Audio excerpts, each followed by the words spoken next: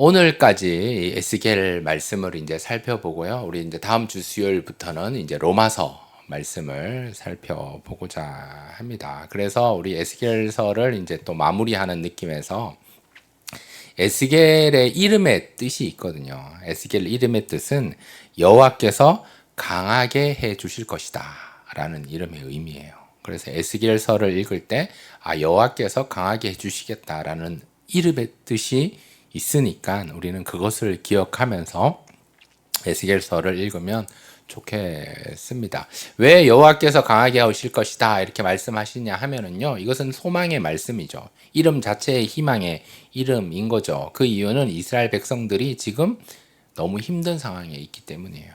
힘이 없는 상황에 있기 때문이에요. 너무 연약한 상황 가운데 있는 거예요. 뭐 겉으로는 살았는지 모르지만 영적으로는 완전히 죽어 있는 상황입니다. 영적으로서 범죄하고 또 넘어지고 또 회복이 불가능한 상태이기 때문에 또 하나님께서 그렇게 에스겔 이름을 또 여호와께서 강하게 해 주실 것이다 라는 이름을 주셨다 생각이 됩니다. 하나님께서는요, 이스라엘 백성들을 향해서 회복하기를 원하셨어요. 그래서 단비를 내리셔서 거기서 나무가 자라게 해서 열매 맺기를 원하셨어요. 그런데 지금 이스라엘 백성들의 상황은, 또 이스라엘 백성들이 머물고 있는 그 땅의 상황은 쓰레기가 가득한 상황이에요. 오늘 본문에요. 그래서 오염이 막 가득되어서 악취가 나는 상황이에요. 그래서 하나님께서 비를 내려서 열매 맺기를 바라는데 비를 내릴 수가 없는 거죠. 그래서 하나님께서 이스라엘 백성들에게 회복해라. 너 돌아와라. 내가 보는 것이 있다. 너 우상을 버려라. 내가 찾는 것이 있다. 잘못된 부분을 내려놓고 내가 찾는 모습으로 나아라. 라고 말씀을 하고 있습니다. 그래서 다시 회복된 모습으로, 정결의 모습으로 나와라. 그러면 내가 다시 씨를 심고 나무를 자라게 해서 열매 맺게 하겠다. 라는 내용이 오늘 본문을 비롯해서 에스겔 전체의 메시지일 수 있습니다. 특별히 에스겔서 우리 1장에서 24장까지의 내용은 죄에 대한 책망이 많이 나와요. 그리고 하나님께서 이스라엘 백성들을 향해서 징계하시는, 벌을 선언하시는 내용입니다. 그래서 이러한 상황 가운데 에스겔의 이제 전체 메시지는 요약하면 이 세 가지로 말씀할 수 있는데요. 첫 번째는 이겁니다. 이스라엘에 대한 하나님의 징계가 있다. 왜죠? 돌아오라고. 돌아오기를 원하시는 하나님의 마음으로 죄를 책망하시고 징계하시는 모습. 두 번째는 주변 국가, 이방 나라들께 그런 상황들에도 하나님께서 심판하시겠다라고 말씀을 하고 있어요. 그 이유 역시 이스라엘 백성들을 향해서 너 정신 차려라. 돌아와라. 그리고 회개하고 돌아오면 세 번째, 회복하겠다. 복을 주시겠다. 열매 맺게 하시겠다. 단비를 내리시겠다라고 말씀하시는, 그 약속하시고 그 약속을 성실하게 이루어 가시는 신실하신 하나님에 대한 메시지가 이 에스겔서의 메시지입니다. 그럼에도 불구하고 우리들은 이 메시지를 잘 놓친다는 거예요. 잘 간과해 버린다는 거죠. 지금 내 상황이 또 오염되어 있고 또 하나님과 단절되어 있는 상황인데 이 메시지를 듣고 주께 돌아와야 되고, 이 메시지를 듣고 정신을 차려야 되고, 이 메시지를 듣고 주께 돌아오면 회복이 있구나, 하나님 복을 주시는구나, 단비를 내리시는구나, 다시금 열매로 나아갈 수 있구나를 기억할 수 있는데 저희들은 그러지 못하고 있는 것이 현실입니다. 여러분 잘 아는 법칙이 하나 있잖아요. 뭐 뉴턴이 발견했다고 하죠. 만유 인력의 법칙. 그 어떻게 발견했죠? 누워 있다가 사과나무가 탁 떨어져서 발견됐어요. 그래서 사과나무가 저절로 이렇게 떨어지는 보고 이게 법칙이다. 만유 인력의 법칙이다. 우리를 땅으로 이제 끌어내리는 법칙이 있다. 굉장히 위대한 발견이지만 사실은 우리가 먼저 더 기억해야 되는 것은 사과나무가 어떻게 그 위에까지 올라갈 수 있었느냐. 이걸 우리가 기억해야 되는 거거든요. 하나님께서 씨앗 하나를 자라게 하셔서 싹이 나게 하시고 나무가 되게 하시고 또 열매에서 사과가 나무 위에 달리게 하시는, 이것은 하나님의 놀라운 법칙입니다. 창조의 법칙입니다. 이걸 다른 말로 뭐라 그러죠? 하나님의 생명력이라고 그래요.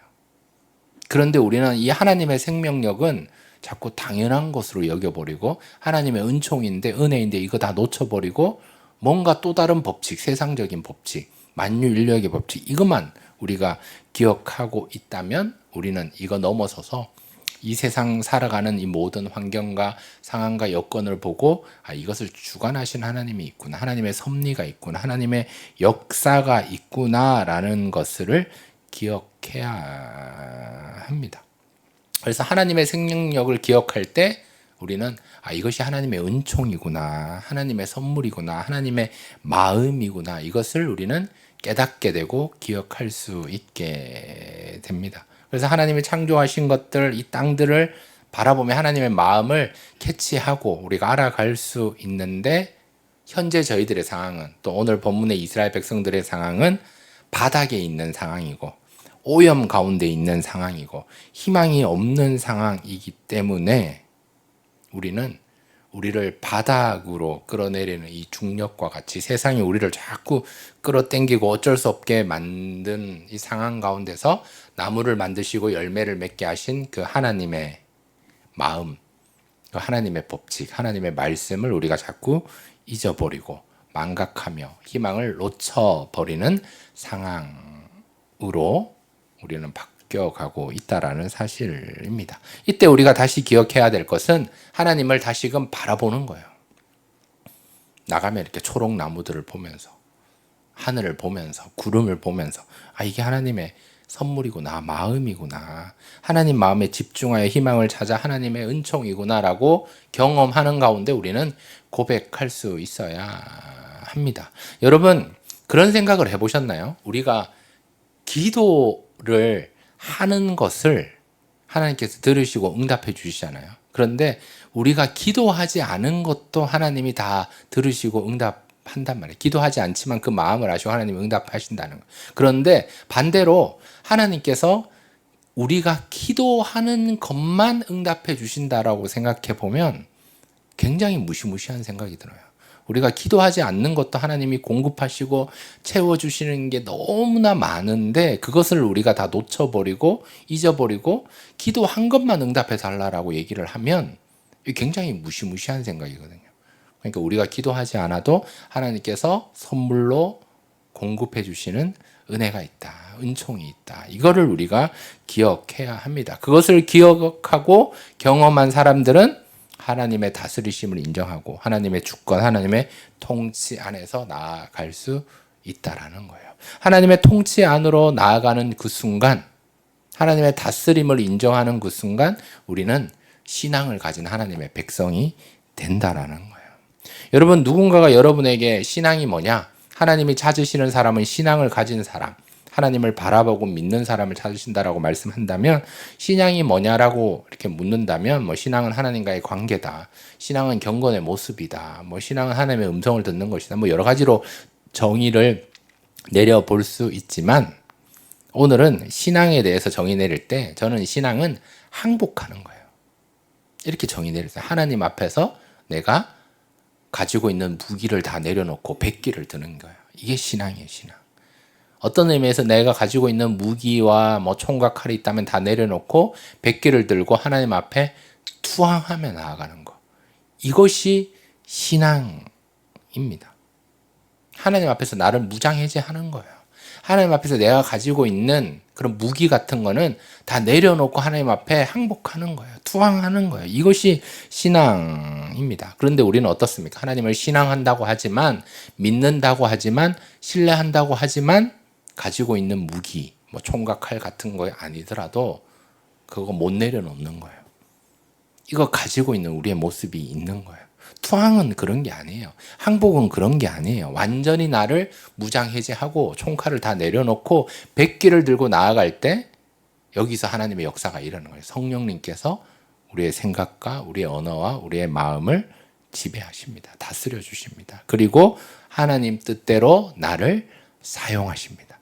하나님께서는 그러한 사람을 찾고 계신다는 거예요. 하나님께서는 신앙을 있는 사람을 보시고 하나님께서 찾으셔서 함께 동역하기를 원하신다는 사실입니다. 오늘 말씀에서도 하나님께서 찾는 사람이 있다라고 얘기를 해요.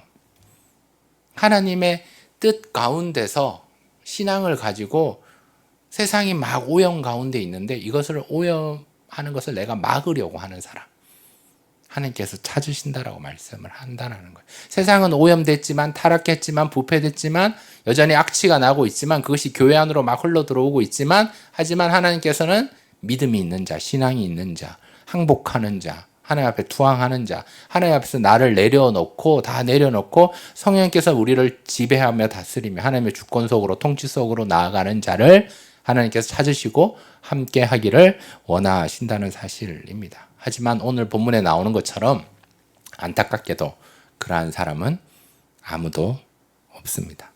다 오염되어 있어요. 다 부패하고 다 허물과 죄로 죽어버렸습니다. 여러분 창세기 18장에서는요 하나님께서 의인을 찾으신다라고 얘기를 해요. 의인 10명을 찾으면 소돔과 고모라 이 성 내가 멸하지 않겠다. 그 의인이 없는 상황이에요. 예레미야 5장 1절에서도 의인 한 명만 있으면 이 예루살렘 성을 멸하지 않겠다라고 말씀을 하고 있는데 그 의인 한 명이 없었던 거죠. 근데 신약에 와서는 하나님께서는 예배하는 자를 찾으신다라고 말씀을 하고 있는데 그래서 우리가 예배의 자리에 나와서 지금도 이렇게 예배하고 있는데 그런데 오늘날에는 진정으로 영과 진리로 예배하는 자들이 거의 많이 없어졌다는 거죠. 내 몸은 여기에 있지만 내 생각은 딴 게 있는 거예요. 몸은 여기 있어서 항복하면서 하나님 앞에 나아가야 되는데 내려놓지 못하는 게 너무 많이 있다라는 거예요. 그러니까 깨끗해지지 않는 거예요. 정결해지지 않는 거예요. 나와야 되는데. 여러분 그런 영상을 보신 적이 있나요? 물이 요만큼밖에 되지 않는데 아이가 빠졌어요. 물이 요만큼밖에 안 돼. 그냥 일어나면 아이의 한 발목, 무릎까지밖에 안 되는 물이에요. 그냥 일어나면 되는 거예요. 그런데 그 위에 이제 줄을 잡고 내가 여기 빠지면 죽겠다고 그러면 줄을 놓으면 발이 바닥에 나오면 이 물이 얕은 물인 거 알게 살게 되는데 우리는 그거 모르고 이거 줄 놓으면 죽는 줄 알고 막 발버둥 치는 그런 영상 보면서 하나님께서 괜찮다 이 소원 놓아도 된다. 내가 너 신앙 있는 거 알고 내가 함께 하겠다 도와주겠다 지켜주겠다 너 생명 보존하겠다라고 말씀하지만 우리는 이거 놓지 못하는 이거 놓으면 죽을 줄 알고 사실은 놓으면 그냥 평평한 얕은 물이라 그냥 더 기분이 좋을 텐데 하는 모습이 우리 안에 있다라는 거예요. 그렇지만 우리는 이 말씀을 기억해야 합니다. 우리 이사야 1장 18절 말씀인데요. 너희 죄가 주홍 같을지라도 눈과 같이 희어질 것이요 진홍같이 붉을지라도 양털같이 되리라.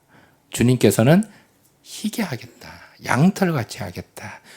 오염되었지만 회복시키겠다라고 주님께서 말씀하시면서 주님께 나오는 자, 신앙이 있는 자를 찾고 계십니다. 오늘 본문 에스겔 22장에 하나님의 분노와 징계가 막 굉장히 가득한 상황입니다. 한 사람을 찾으십니다. 무너진 성 틈을 막고 있는 사람, 죄악의 흐름을 차단하는 사람, 또 이 백성을 살려낼 사람을 찾으셨습니다. 그 한 사람을 찾으셨어요. 그 한 사람만 있으면 회복 가능성이 있다라고 말씀을 해 주셨습니다. 그러나 에스겔서 우리 22장 17절에서 우리가 31절 말씀 읽었지만 그러한 사람은 한 명도 없다라는 거예요. 여전히 죄 가운데 그 죄를 끊어낼 사람은 아무도 없다라는 그걸 막아설 사람이 없었다는 거예요. 하나님이 찾으시는 사람은 그런 상황 가운데서 막 숨어있고 핑계를 대는 자가 아니라 그 어둠 앞에서 담대하게 작은 등불이 되어서 밝히는 사람, 무너진 성을 막는 사람, 지켜내는 사람을 찾고 계셨지만 없었습니다. 단 한 사람, 무너질 틈을 막았을 사람 한 명만 있으면 하나님께서 회복시킬 마음이 있었는데 없다라는 거예요. 하나님 찾으신 사람 위대하고 탁월한 능력이 있는 사람이 아닙니다. 세상 눈에는 좀 연약하고 부족해 보여도 하나님께서는 그 무너진 틈을 막으려는 그 마음이 있는 자. 한국교회가 막 무너지고 있고 우리의 가정이 무너지고 있고 이 나라가 막 무너지고 있는데 이것을 막고자 하는, 지켜내고자 하는 그 마음을 가진 자 한 사람을 주님께서 찾고 계신다는 사실입니다. 그러나 그런 사람은 없었어요. 기도하면서 눈물로 무너져가는 성을 붙잡는 사람이 없었다는 거예요. 뭐 대단한 성과 업적 이런 지도자를 원한 게 아니에요. 그런데 없었다는 거예요. 그런데 우리가 오늘 우리가 이 자리에서 기도의 자리에 나와서 우리가 나라와 민족을 위해서 기도하고 교회를 위해서 기도하고 우리 연약함을 놓고 기도한다면 하나님께서 우리를 주목하십니다. 보십니다. 그리고 찾아내십니다. 그리고 함께 하시고 우리에게 힘과 능력을 회복을 공급해 주십니다. 그래서 우리가 뭐 영적인 담이 무너졌다. 영적인 성이 무너졌다. 뭐 이런 얘기를 계속 하는데 그것을 막기를 원하는 한 사람을 찾으신다. 기도하는 사람을 찾으신다. 회개할 사람을 찾으신다. 희망으로 나아가기를 원함을 신앙을 가진 자를 하나님께서 찾으신다라는 사실을 우리가 기억해야 합니다. 우리 에스겔서 우리 22장 우리 앞부분인데요. 우리 13절 14절을 우리 한번 읽어볼까요? 에스겔 22장 13절 14절입니다. 시작. 내가 불의를 행하여 이익을 얻은 일과 내 가운데에 피 흘린 일로 말미암아 내가 손뼉을 쳤나니 내가 내게 보응하는 날에 내 마음이 견디겠느냐 내 손이 힘이 있겠느냐 나 여호와가 말하였으니 내가 이루리라. 아멘.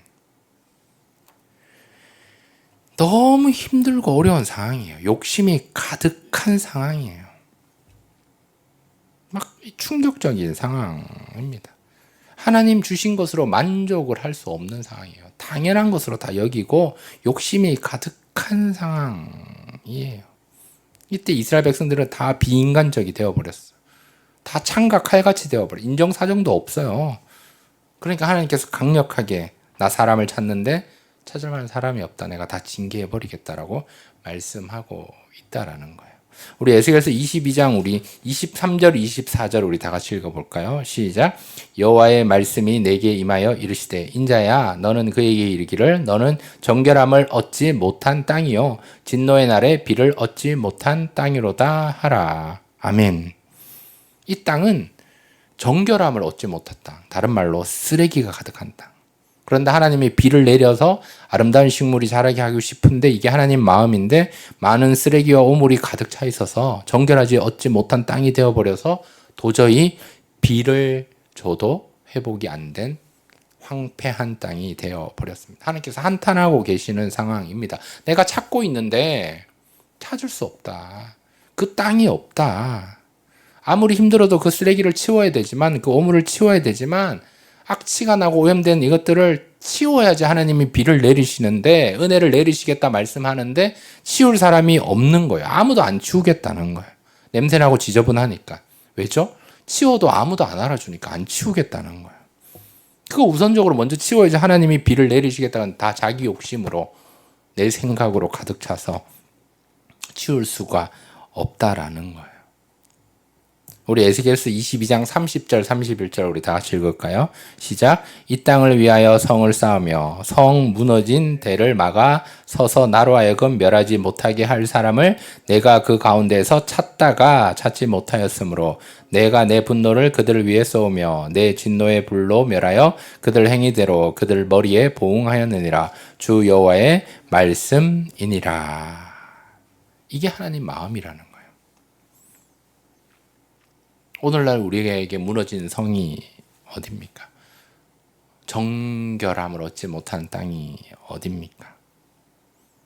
여전히 우리의 삶의 영역일 수 있습니다. 우리 교회일 수 있습니다. 한국 교회일 수 있습니다. 이 나라 이민족 있을 수 있습니다. 하지만 이때 우리가 기억해야 하는 것은 하나님께서 단비를 내리려고 준비하고 계신다.